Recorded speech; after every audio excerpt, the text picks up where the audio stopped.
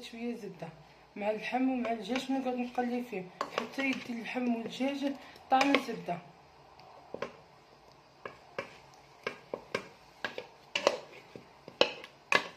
باش تجي الماكله بنينه.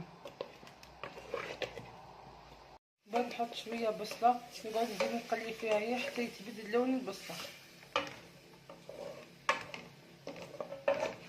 نقعد نقلي فيها مليح باش الماكله تبنى. كل ما تقليو يا البنات الماكله تولي بنينه. بعد يا البنات كي قليت البصله مليح زيد حطيت لها الثوم وقعدت نقلي فيه هو تاني. شويه ملح وشويه فلفل كحل ونقعدو نحركو فيه هو تاني مع البصله واللحم.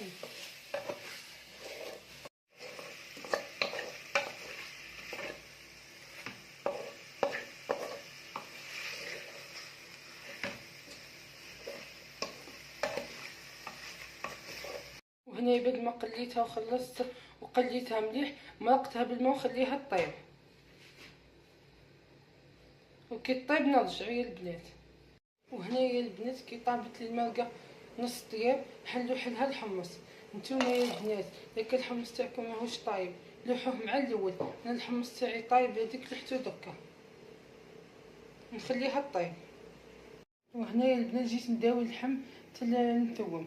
حطيت اللحم وفوقو شويه بصله وحطيت شويه ثوم وحطيت فلفل كحل وملح ودوك نزيد نحط العظمه.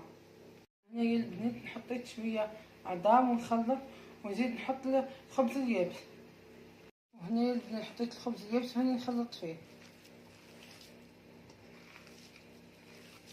يا البنات هاني كعبرته كيما هكا دوك نلوحو في المرقه باش يطيب مع المرقه.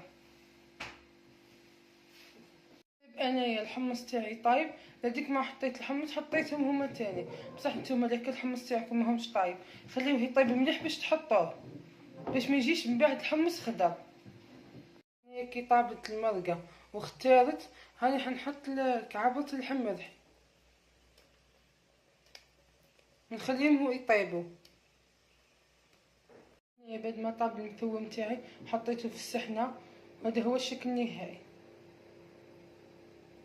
يجيكم بنين بزاف يا البنات جربوه وما تندموش.